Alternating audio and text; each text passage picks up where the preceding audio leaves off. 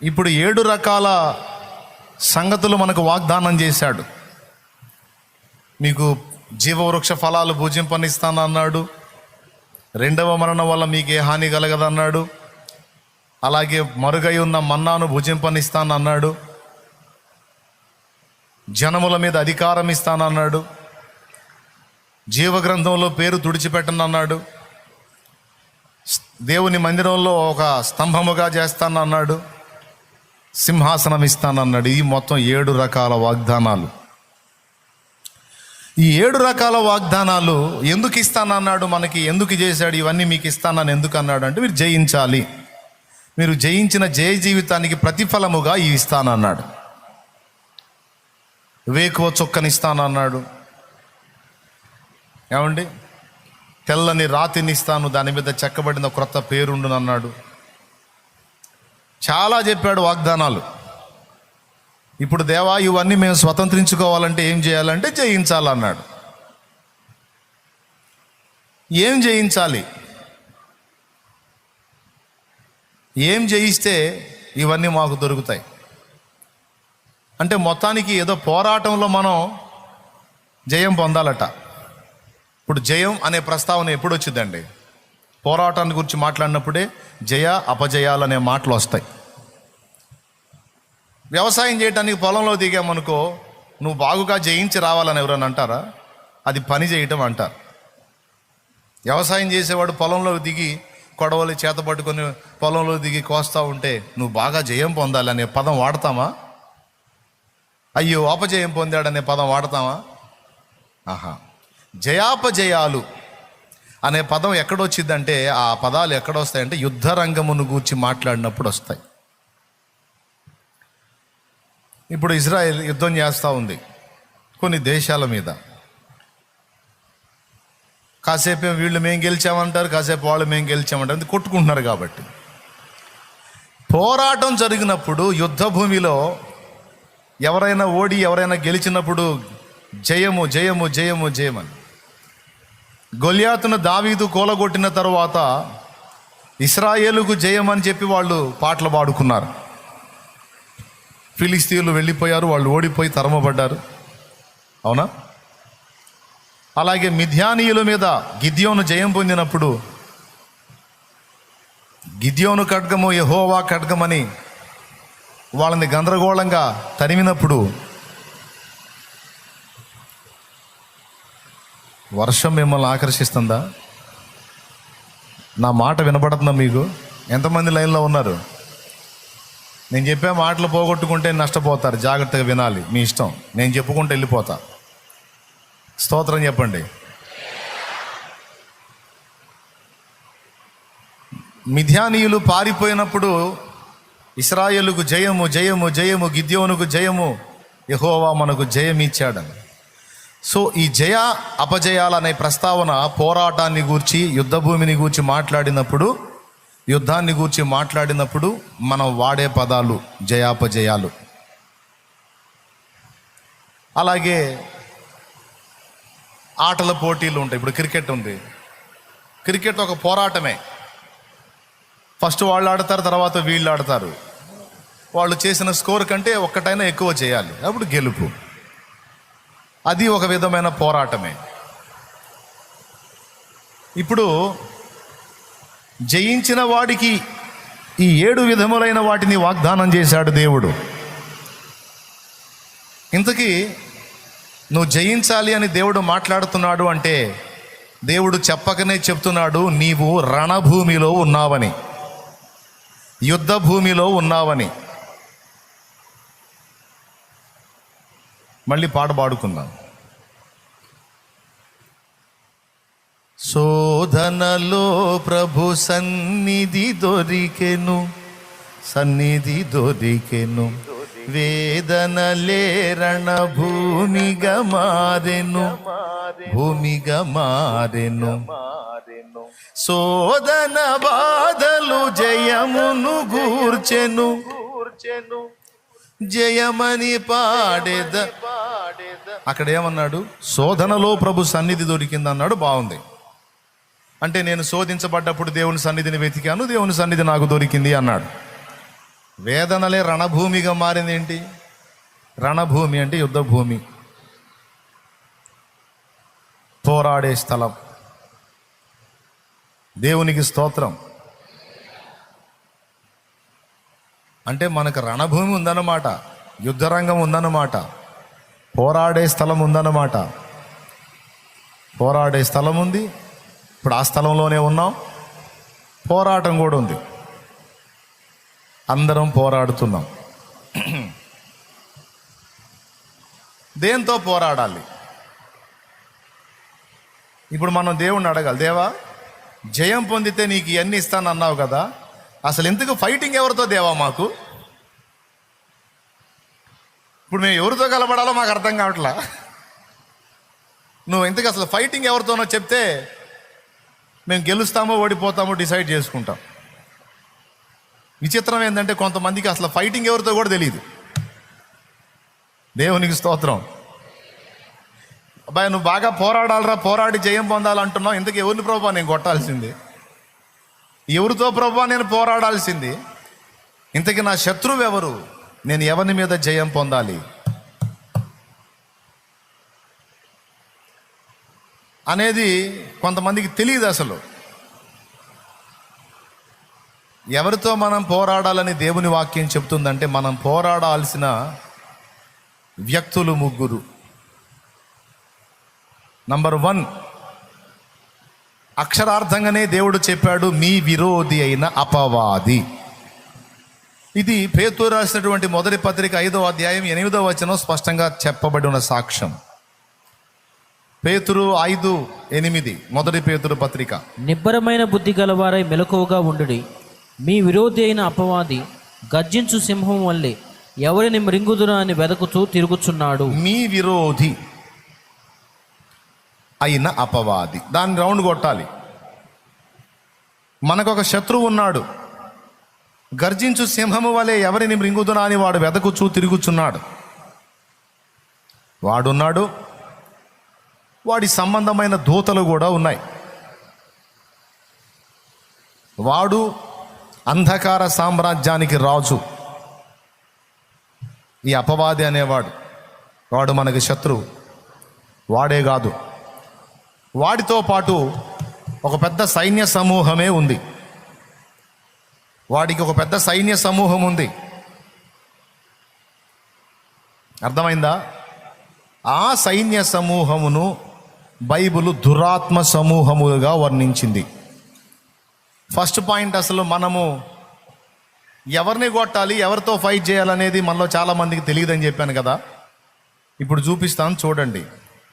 మనము పోరాడునది శరీరులతో కాదు, మనం పోరాడేది ఆకాశ మండలమందున్న దురాత్మల సమూహములతో. ఇది విషయం. అంటే పోరాటం ఖాయం. యుద్ధ భూమిలో ఉన్నాం, రణభూమిలో ఉన్నాం. ఎవరితో పోరాడుతున్నామో అక్కడ చెప్పాడు. ఎఫెసీ పత్రిక 6వ అధ్యాయము 12వ వచనంలో, ఏలయనగా మనము పోరాడినది శరీరులతో కాదు గాని ప్రధానులతోనూ అధికారులతోనూ ప్రస్తుత అంధకార సంబంధులకు లోకనాథులతోనూ ఆకాశ మండలమందున్న దురాత్మల సమూహములతోనూ పోరాడుచున్నాము. ప్రియులారా గమనించండి, స్టార్టింగ్లో ఒక మాట చెప్పేశాడు, మనం పోరాడుతున్నది శరీరులతో కాదు అన్నాడు. అంటే అర్థం ఏంటి? శరీరులతో కాదు అంటే శరీరము ధరించిన మనుష్యులతో కాదు అని అర్థం. మరి అక్కడ చెప్పినటువంటి ప్రధానులు ఎవరు, అధికారులు ఎవరు, అంధకార సంబంధులకు లోకనాథులు ఎవరు? ఎవరు వీళ్ళు? ముందే చెప్పాడు, వాళ్ళు శరీరులు కాదు అంటే మనుషులు కాదు అన్నాడు. మనుషులు కాని ప్రధానులు ఎవరు, మనుషులు కాని అధికారులు ఎవరు, మనుషులు కాని అంధకార సంబంధులకు లోకనాథులు ఎవరు? ఎవరు వీళ్ళు అంటే, దేవుడి దగ్గర ప్రధానులైన దూతలు ఉన్నారు. ప్రధాన దూతయగు మిఖాయేలు. కొన్ని ప్రత్యేకమైన అధికారములు కలిగినటువంటి దూతలు ఉన్నారు. అలాగే కొన్ని ప్రపంచాలకు నాయకత్వాన్ని వహించేటువంటి నాథులు కూడా ఉన్నారు దేవుని దగ్గర. అలాగే తన ప్రజలను నిరంతరం కాయటానికి సేవకులు, పరిచారకులైన ఆత్మలైన దేవదూతలు కూడా ఉన్నారు దేవుని దగ్గర. ఇక్కడ చెప్పబడిన 4 విధములైనటువంటి దూతలు దేవుని దగ్గర ఉన్నారు. వాళ్ళు ప్రధాన దూతలు, అధికార దూతలు, కొన్ని ప్రత్యేక ప్రపంచములకు నాథులైన దూతలు, అలాగే మనందరికీ సేవ చేయడానికి సిద్ధపరచబడి పంపబడినటువంటి ఆత్మలైన దూతలు. ఈ 4 వర్గాలు అనుకోండి. సైతాను దేవుణ్ణి చూసి అన్నీ కాపీ కొడతాడు. దేవునికి ఒక సింహాసనం ఉంది కనుక నాకు కూడా ఒక సింహాసనం ఉండాలి అని వాడు కూడా సింహాసనం వేసుకున్నాడని మీకు తెలుసా? వాడికి కూడా ఒక సింహాసనం ఉందని మీకు తెలుసా? పెర్గములోనున్న సంఘపు దూతకి ఇలాగు రాయుము, సాతాను సింహాసనము ఉన్న స్థలములో నీవు కాపురం ఉంటివని నేను ఎరుగుదను అన్నాడు. ప్రకటన గ్రంథము 2వ అధ్యాయము 12వ వచనం. అది సంగతి.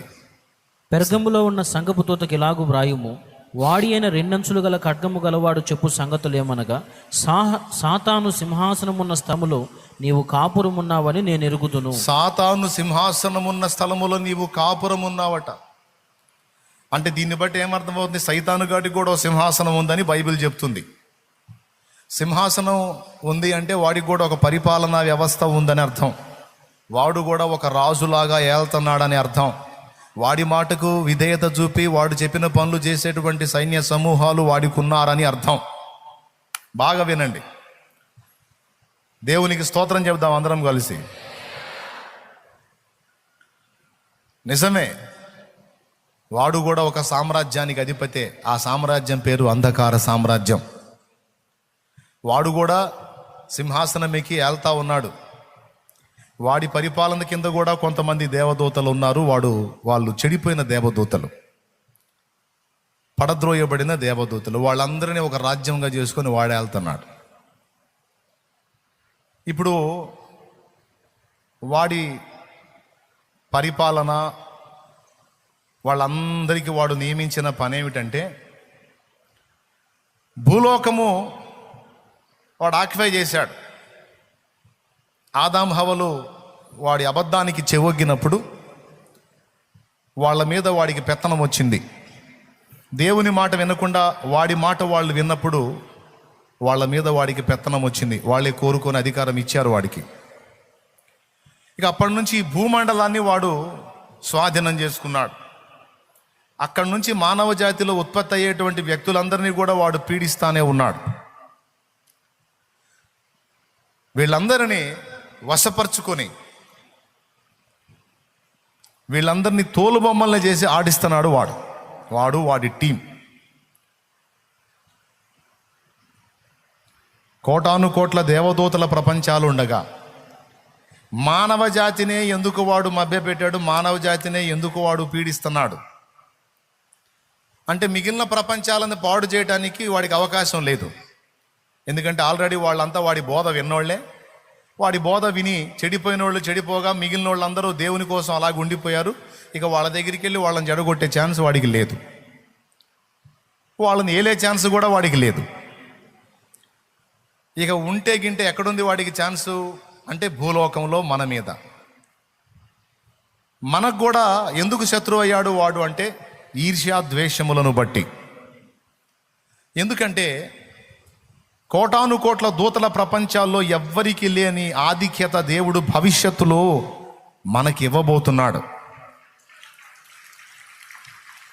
పడద్రోయబడినోళ్ళకి కానీ పడద్రోయబడనోళ్ళకి కానీ ఎవ్వరికి లేని ఆధిక్యత భూమి మీద ఉన్న మనుషులకు దేవుడు ఇవ్వబోతున్నాడు.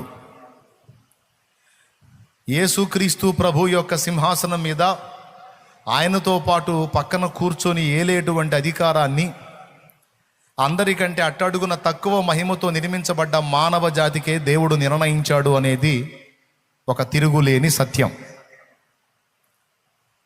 కాబట్టి మనం వాడు పొందాలనుకొని ఆశపడ్డది మనం స్వతంత్రించుకుంటున్నాం.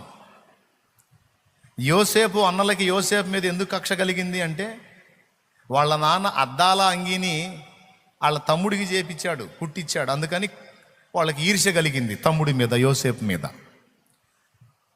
వాళ్లకు లేనిది యోసేపుకు ఉంది కనుక వాళ్ళు ఈర్ష్యపడ్డారు. అలాగే మిస్టర్ లూసిఫర్ అంటే సైతాను కూడా మన మీద ఎందుకు ద్వేషాన్ని పెంచుకున్నాడంటే, వాడికి మనకేం ఆస్తి తగాదాలు ఏమైనా ఉన్నాయా, లేకపోతే డబ్బు ఇచ్చిపుచ్చుకున్న తగాదాలు, పిల్లని ఇచ్చిపుచ్చుకున్న తగాదాలు ఏమైనా ఉన్నాయా? అసలు వాడు ఎవడో మనం చూసాం ఇంతవరకు, దరిద్రుడు. కానీ వాడు ఎందుకు శత్రువుగా మారాడు మనకి అంటే, వాడికి దక్కనిది రేపు మనకు దక్కబోతుంది, అది మనకు దక్కనీయకుండా చేయడానికి వాడు కుట్ర బూనాడు. వాడు భూలోకంలోని మనుషులందరినీ చెడగొట్టి దేవుడు ఆశించింది దేవుడు పొందుకోకుండా చేయడానికి వాడు పాపం చాలా తిప్పలు పడ్డాడు. కానీ ఎట్టకేలకు దైవ కుమారుడు జయించాడు, వాడు ఓడిపోయాడు. అయినప్పటికీ వాడికి టైం ఉన్నంత వరకు ఎంతమందిని డ్యామేజ్ చేసే అవకాశం ఉంటే అంతమందిని డ్యామేజ్ చేయడానికి, ఆఖరికి రక్షింపబడి విశ్వాసంలోకి వచ్చిన వాళ్లను సహా వెనక్కి లాగడానికి వాడి వంతు వాడు పోరాటం చేస్తానే ఉంటాడు, వాడు వాడి దూతలు కలిసి. అర్థమైందా?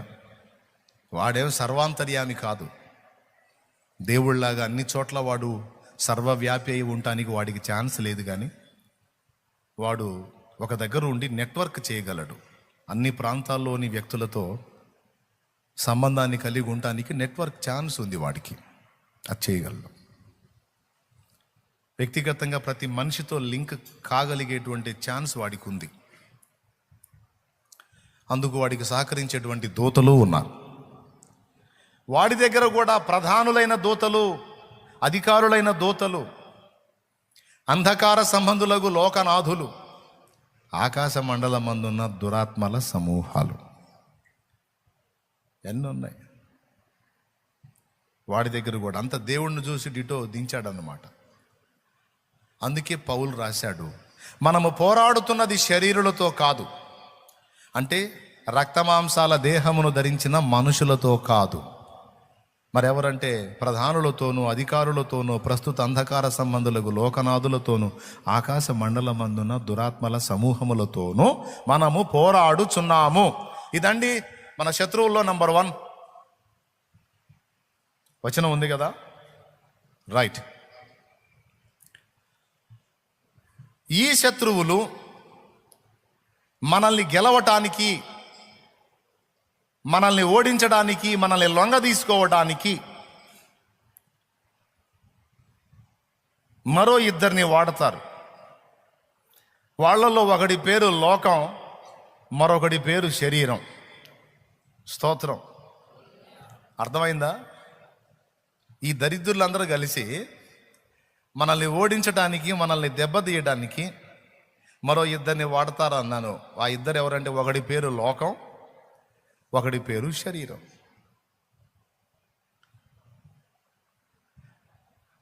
ఆ లోకం కంటే ముందు శరీరాన్నే వాడు వాడుకునేది. ఎందుకంటే ఈ శరీరం అన్నిటినీ చూస్తుంది, కావాలనుకుంటుంది. ఇది ఆత్మకు విరోధంగా పోరాడిద్ది. ఈ మాట గలతీ పత్రిక 5వ అధ్యాయము 17వ వచనం సాక్ష్యం ఇచ్చింది. చూడండి త్వరగా. శరీరము ఆత్మకును, ఆత్మ శరీరమునకును విరోధముగా అపేక్షించును. విరోధము అంటే ఒకదానికొకటి శత్రువులు.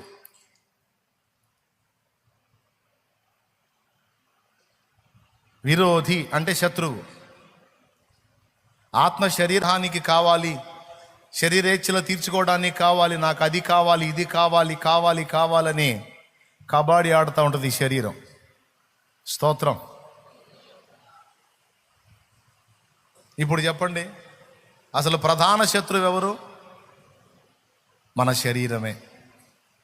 ఈ మాట గలతీ పత్రికలోనే కాదు, రోమా పత్రికలో కూడా పౌలు చెప్పాడు.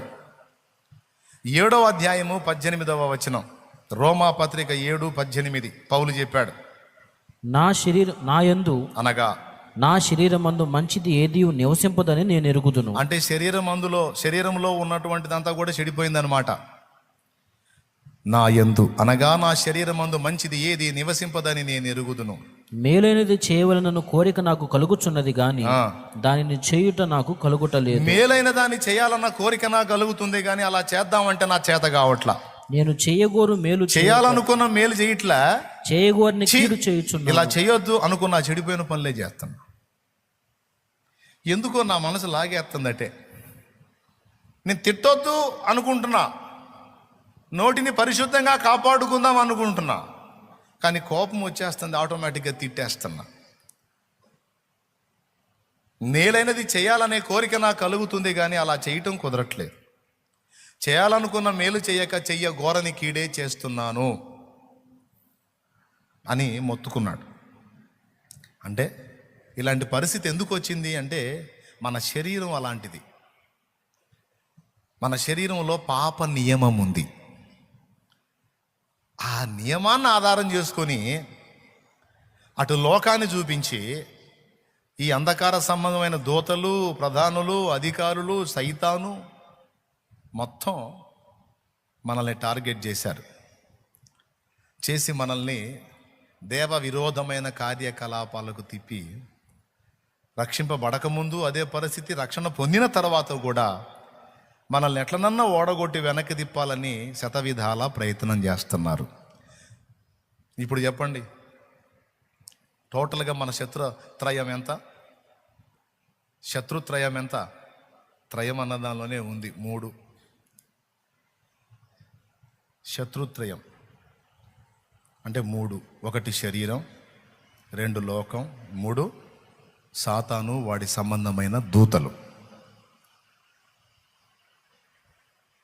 ఇప్పుడు మనకి ఎవరి మీద కలబడాలో అడ్రస్ దొరికింది, క్లారిటీ వచ్చిందిగా. దేవునికి స్తోత్రం కలుగును గాక. హల్లెలూయా. ఇప్పటిదాకా మనం ఎవరితో ఫైట్ చేయాలో అర్థం కాల. ఆయనేమో జయిస్తే నీకు అది ఇస్తా, జయిస్తే నీకు ఇది ఇస్తానేమో చెప్పాడు, జయిస్తే ఏమేమి ఇస్తానో చెప్పాడు.